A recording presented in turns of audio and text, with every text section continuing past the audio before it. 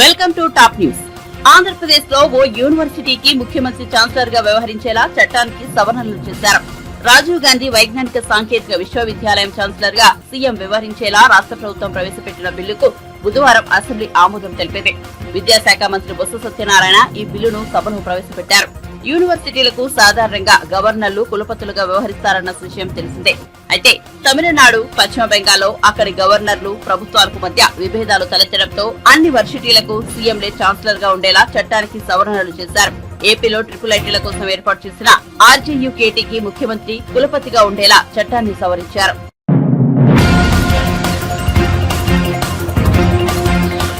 అమెరికాలో తెలంగాణ విద్యార్థుల మీద జరిగిన దాడుల అంశంపై తెలంగాణ ముఖ్యమంత్రి రేవంత్ రెడ్డి ఆందోళన వ్యక్తం చేశారు. ఈ మేరకు ఆయన ఎక్స్ వేదికగా ట్వీట్ చేశారు.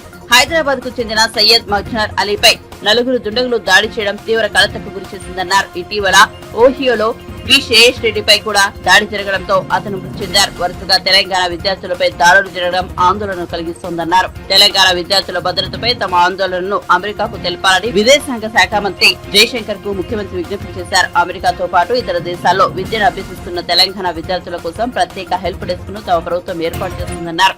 తెలంగాణ ప్రజలు ఎక్కడ ఉన్నా తమ ప్రభుత్వం అండగా ఉంటుందని హామీ ఇచ్చారు.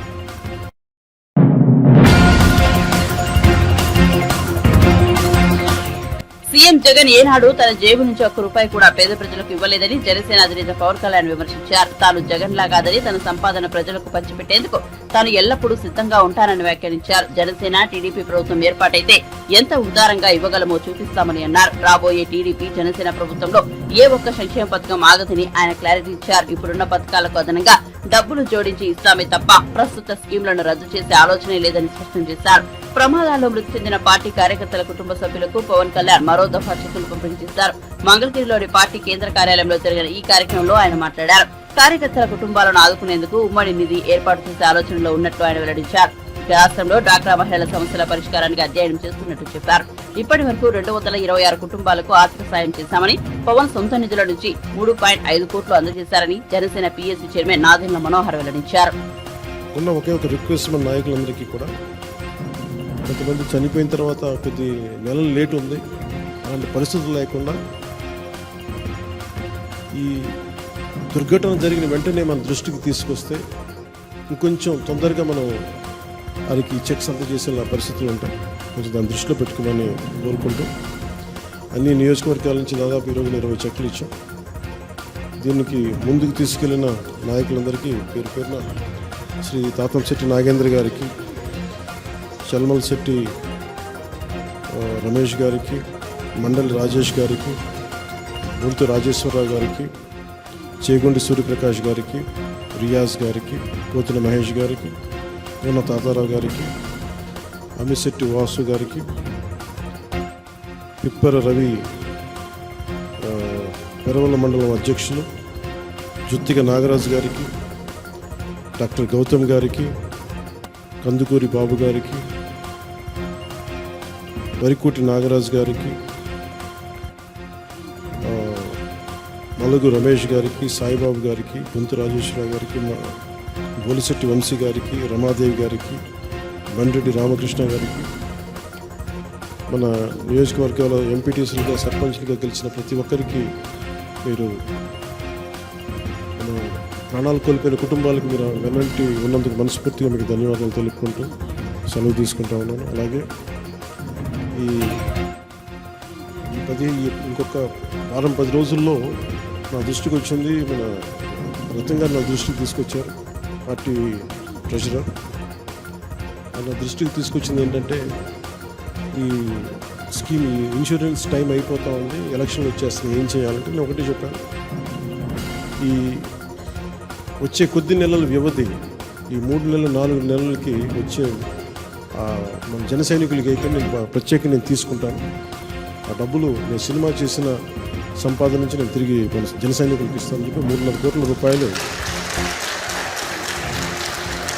ఎవరికి భారం కాకుండా ఈ 3.5 కోట్ల రూపాయలు జన సైనికుల తరపున, వీర మహిళల తరపున వారి భద్రత కోసం నేను కడతానని చెప్పాను. ఆ విషయం కూడా మీకు తెలియజేసుకుంటాను. ఇక్కడ సంపాదన అనేది మనం కూర్చోబెట్టి ఇంట్లో పెట్టుకుంటే ప్రయోజనం లేదు, ప్రజలకి పంచాలి. నా వ్యక్తిగత సంపాదనే పంచడానికి సిద్ధంగా ఉన్నవాడిని. ఉమ్మడి ప్రజా సంపాదనని అందరికీ పంచేలాగా భవిష్యత్తులో జనసేన తెలుగుదేశం ప్రభుత్వం ముందుకు తీసుకెళ్తుందని తెలియజేసుకుంటూ మీ అందరికీ నాయకులందరూ కూడా ఈ సందర్భాన్ని ఒకటి తెలియజేసుకుంటా ఉన్నాం. వైఎస్ జగన్ గారు మాట్లాడుతూ జనసేన వస్తే, టీడీపీ ప్రభుత్వం వస్తే వాళ్ళు వెల్ఫేర్ స్కీమ్స్కి విరుద్ధం అని మాట్లాడుతూ ఉంటారు. నాయకులందరూ కూడా చెప్తాను, వ్యక్తిగతంగా ఇంత డబ్బులు ఇవ్వగలిగే వాళ్ళం, ప్రజలు పన్నులు కట్టి వచ్చిన డబ్బుని ఇంకెంత ఉదారంగా పంచగలమో తెలియచేయండి. మనం జేబులోంచి రూపాయి తీయని వ్యక్తి జగన్మోహన్, మన జేబులోంచి కోట్ల రూపాయలు తీస్తాం, ఆ విషయం తెలియజేయండి. సో నేను తెలియజేసుకుంటుంది కూడా, ఏదైతే పథకాలు ఉన్నాయో ఆ పథకాలను కొనసాగింపే ఉంటుంది తప్ప వాటిని ఆపమని మీరు పదే ప్రతి ఒక్కరికి తెలియచేయండి. మన జనసేన తెలుగుదేశం ప్రభుత్వాన్ని స్థాపించి మనం ముందుకు తీసుకెళ్లిన రోజున ఏ ఒక్క పథకం కూడా ఆగకుండా 10 రూపాయలు అదనంగా ఇచ్చే పరిస్థితిలో ఉంటాం తప్ప తీసే పరిస్థితిలో ఉన్నాం. అలాగే ముఖ్యంగా డ్వాక్రా మహిళల రుణాలు నా దృష్టిలో ఉన్నాయి. తెలుగుదేశం పార్టీ నాయకులతో కూడా మాట్లాడి, వాళ్ళ అధినాయకత్వంతో మాట్లాడి డ్వాక్రా మహిళల రుణాలు కూడా ఎలా దాన్ని మాఫీ చేయగలగాలి, పెద్ద మోసం చేసే కంపెనీలకే బ్యాంకులు ఉదారంగా వదిలేస్తుంటే అలాంటి డ్వాక్రా మహిళల పరిస్థితిని కూడా ఎలా ఆలోచించాలి దాని మీద అధ్యయనం చేస్తూ డ్వాక్రా మహిళలకు కూడా వారికి మీరు మనస్ఫూర్తిగా అండగా ఉంటామని తెలియజేసుకుంటాం. జై హింద్.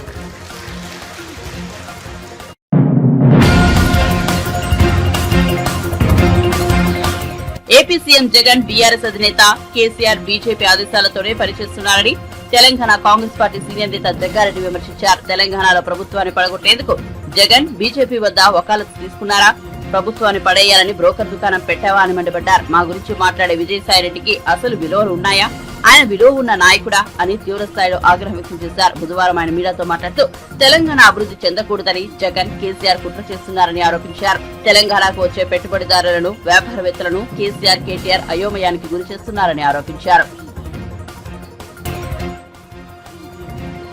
ఒక భయంలో పడ్డారు కేసీఆర్, కేటీఆర్, హరీష్ రావు. వాళ్ళు చాలా భయంలో ఉన్నారు. మాకున్న ఎమ్మెల్యేలు, బీఆర్ఎస్లో ఉన్న ఎమ్మెల్యేలు 20 మంది ఎమ్మెల్యేలు పోతే మాకు గట్టేంది, మా బతికేంది, మా రాజకీయ భవిష్యత్తు ఏంది అనే ఒక సందిగ్ధంలో ఈరోజు కేసీఆర్ ఫ్యామిలీ ఉంది.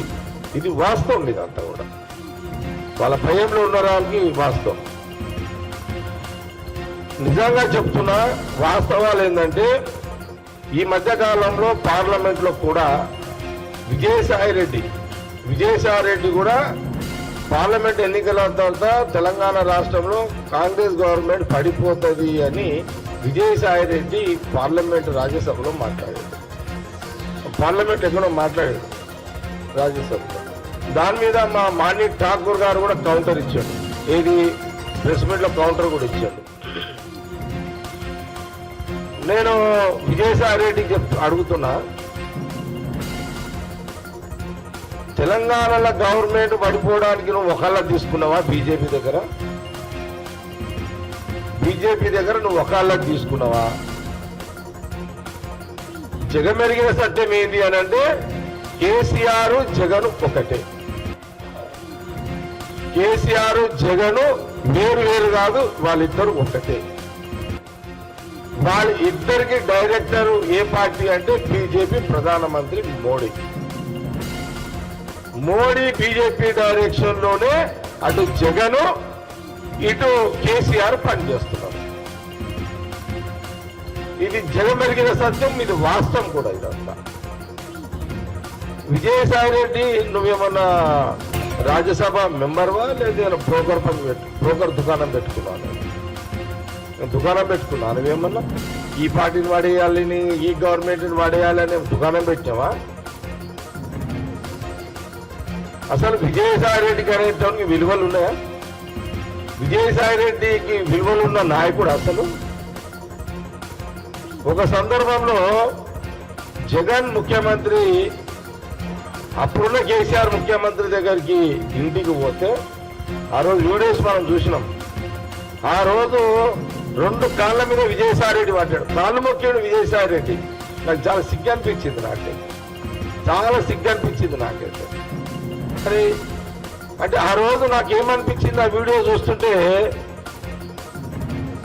అది జగన్ అది ఇక విజయసాయి రెడ్డి ముందు జగన్ ఉన్నాడు, కేసీఆర్ అంటే విజయసాయి రెడ్డి కాలు మొక్కుతుంటే కేసీఆర్ నాకు ఫీల్ అయిపోయిన ఒక రాజశేఖర రెడ్డి గారు కొడుకు ఇంత దిగజారిపోవడం ఏంటి జగను. విజయసాయి రెడ్డి కేసీఆర్ కాలు మొక్కిండు అని అంటే జగన్ మొక్కినట్టే కదా, జగన్ మొక్కినట్టే. నాకు సిగ్గు అనిపించింది నిజంగా. ఎందుకు సిగ్గు అనిపించింది? రాజశేఖర రెడ్డి అనే ఒక మగవాడు, ఒక ముఖ్యమంత్రి, ఉమ్మడి రాష్ట్రంలో కేసీఆర్ అదరగొట్టినోడు కొడుకు ఆత్మ విజయసాయి రెడ్డి కాలు మొక్కుడేంటి, ఆ వీడియో బయటికి రావడం ఏంటి? ఇవన్నీ నువ్వు ముఖ్యమంత్రి కావచ్చు జగను, కానీ నీ పౌరుషం లేని నీ రాజకీయ జీవితం వేస్ట్ అనిపిస్తుంది. పౌరుషం లేని రాజకీయ జీవితం. ఆ రోజు సోనియా గాంధీ, రాహుల్ గాంధీ గారు రెండు రాష్ట్రాలు ఇచ్చిర్రు. ఆ రోజు ఆ రెండు రాష్ట్రాలలో మీకు స్వయం పరిపాలన వచ్చింది ఆంధ్రప్రదేశ్కి, తెలంగాణకు స్వయం పరిపాలన వచ్చింది. ఈ స్వయం పరిపాలనలో తెలంగాణలో ఉమ్మడి రాష్ట్రంలో మరి కిరణ్ కుమార్ రెడ్డి, రోషయ్య గారు సీఎం అయితే, తర్వాత రాష్ట్ర విభజనతో ఇక్కడ కేసీఆర్ అయిన తర్వాత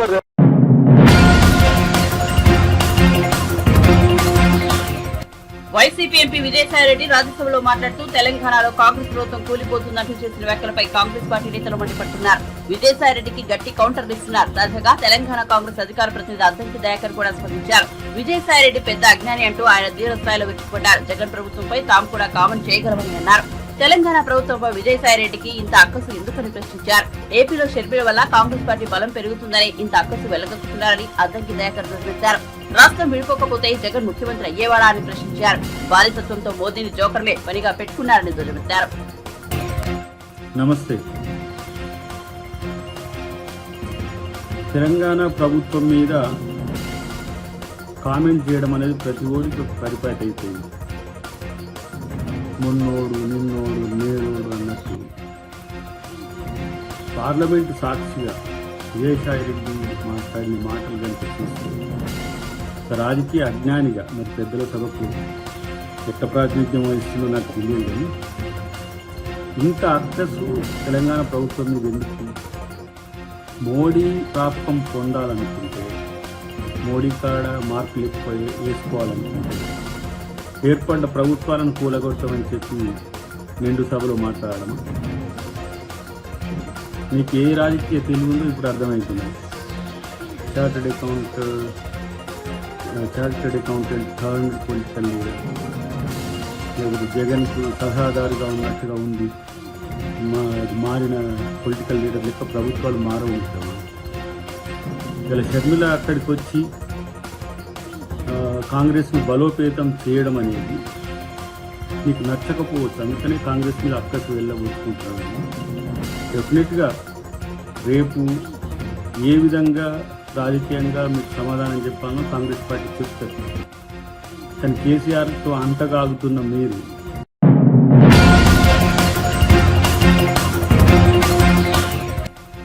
సికింద్రాబాద్ రైల్వే స్టేషన్ విమానాశ్రయం తరహాలో రూపుదిద్దుకుంటోందని కేంద్ర మంత్రి బీజేపీ తెలంగాణ రాష్ట్ర అధ్యక్షుడు కిషన్ రెడ్డి అన్నారు.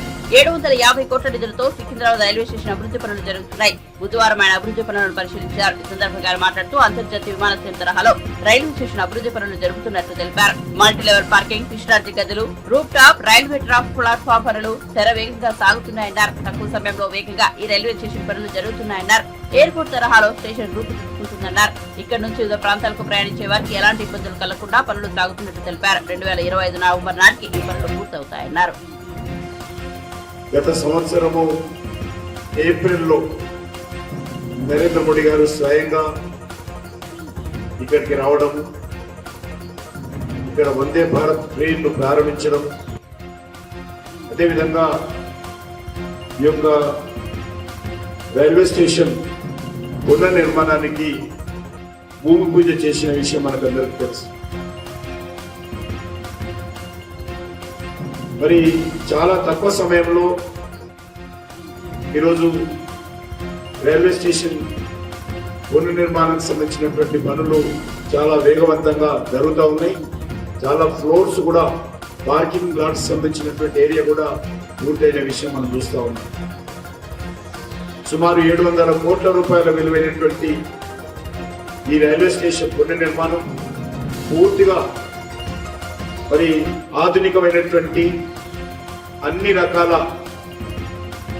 సౌకర్యాలు, ప్యాసింజర్ అమ్యూనిటీస్, అద్భుతంగా ఒక ఎయిర్పోర్ట్ లాగా ఈ యొక్క రైల్వే స్టేషన్ నిర్మాణం జరగనున్న విషయాన్ని మనం స్వయంగా చూస్తూ ఉన్నాం.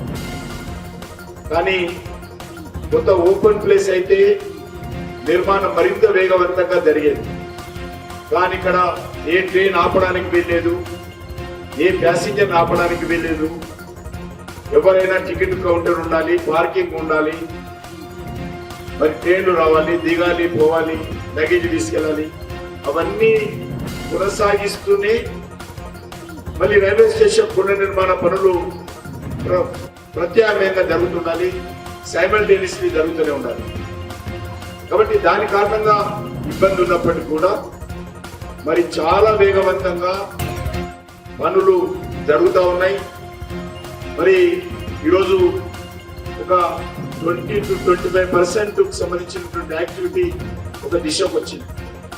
నాకు పూర్తి విశ్వాసం ఉంది ఇది మరి వచ్చేటువంటి 2025 వచ్చే సంవత్సరము ఎండింగ్ లోపల పూర్తిగా railway station you can see as airport, ఒక ఎయిర్పోర్ట్ లా వచ్చే సంవత్సరం ఎండింగ్ లోపల సికింద్రాబాద్ రైల్వే స్టేషన్ రూపురేఖలు మారుతాయి.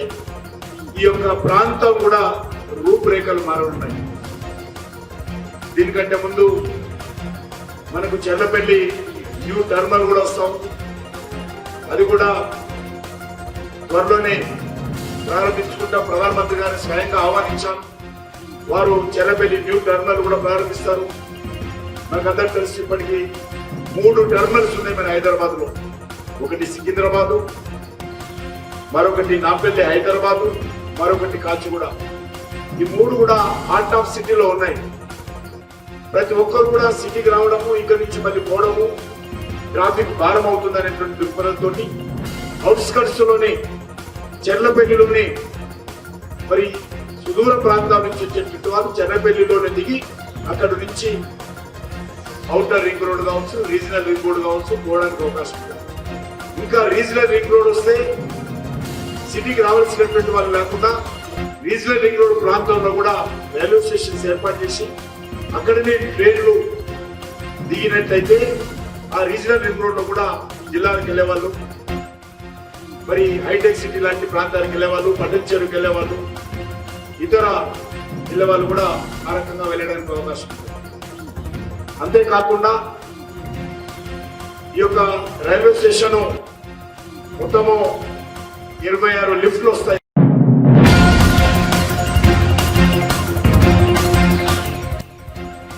ఏపీ అసెంబ్లీలో ప్రభుత్వం ప్రవేశపెట్టిన ఓటర్ అకౌంట్ బడ్జెట్ పై టీడీపీ ఎమ్మెల్సీలు భూమిరెడ్డి రామ్ గోపాల్ రెడ్డి, కంచెల శ్రీకాంత్, వేపాడ చిరంజీవిరావు తీవ్ర స్థాయిలో దుర్వించారు. చంద్రబాబు యువత కోసం ఏర్పాటు చేసిన స్కిల్ డెవలప్మెంట్ కేంద్రాలు మూసివేయించారని, నిరుద్యోగ వృత్తి తీసేసి రాష్ట్ర యువత నోట్లో సీఎం జగన్ మట్టి కొట్టారని కంచకర్ల శ్రీకాంత్ ఘాటు వ్యాఖ్యలు చేశారు.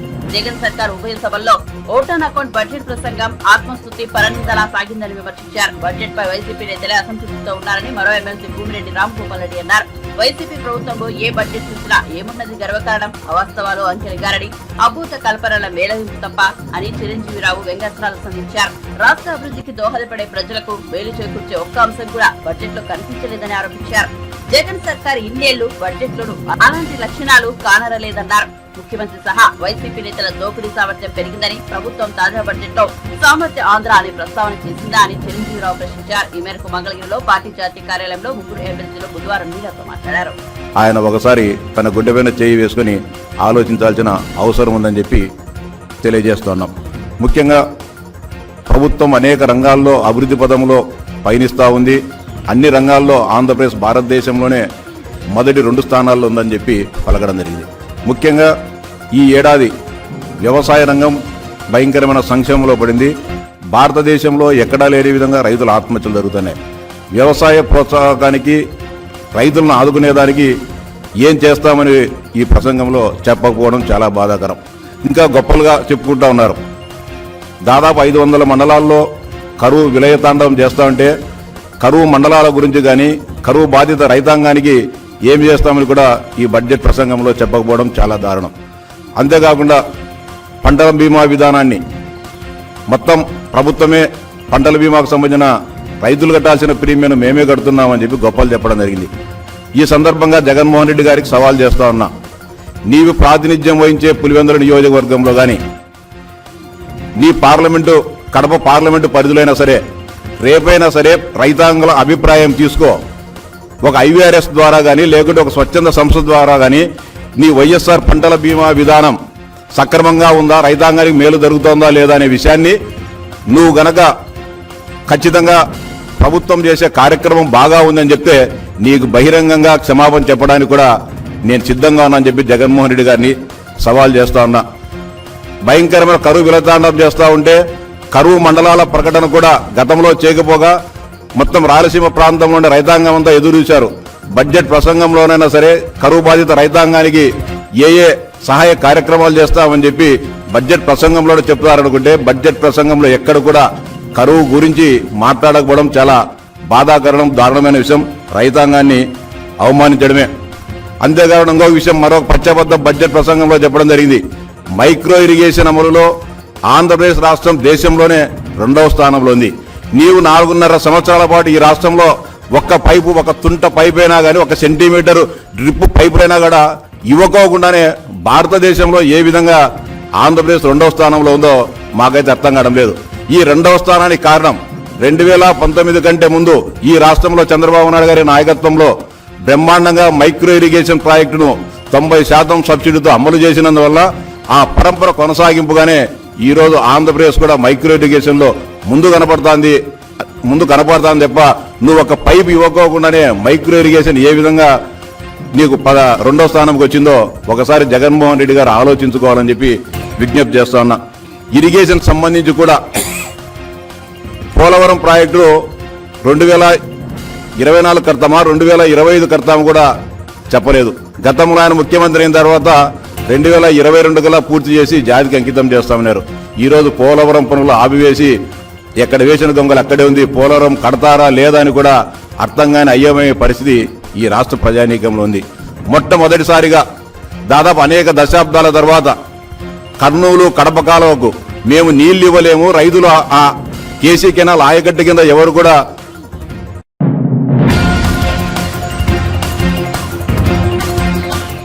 ఏపీ ముఖ్యమంత్రి వైఎస్ జగన్ తెలంగాణ మాజీ ముఖ్యమంత్రి కేసీఆర్ పై తెలంగాణ మంత్రి ఉత్తమ్ కుమార్ రెడ్డి బుధవారం తీవ్ర స్థాయిలో మండిపడ్డారు. బీఆర్ఎస్ అధికారంలో ఉన్నప్పుడు వారిద్దరూ కలిసి తెలంగాణకు తీవ్ర అన్యాయం చేశారని ఆరోపించారు. ఆయన మీడియాతో మాట్లాడుతూ కేసీఆర్ జగన్ ఏకాంత చర్చలు జరిపినప్పుడల్లా అక్రమ ప్రాజెక్టుల గురించి మాట్లాడుకున్నారని ఆరోపించారు. కృష్ణా జిల్లాలో ఏపీకి 500 టీఎంసీ ఇవ్వాలని కేసీఆర్ చెప్పలేదా అని ప్రశ్నించారు. కృష్ణానదిపై ఏపీ అక్రమ ప్రాజెక్టులు కట్టి నీటిని తరలించిందని మండిపడ్డారు.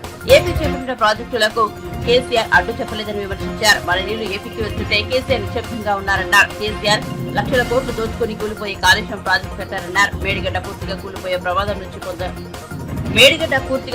ప్రమాదం పొంచి ఉందన్నారు. ఈ అంశంపై కేసీఆర్ ఎందుకు మాట్లాడడం లేదని ప్రశ్నించారు. అన్నారం సుందిన ప్రాజెక్టులు కూడా ప్రమాదంలో ఉన్నాయని వ్యాఖ్యానించారు. కృష్ణా ప్రాజెక్టులకు KRMBకి ఉపయోగించే అంశంపై తాము ఇంకా నిర్ణయం తీసుకోలేదన్నారు.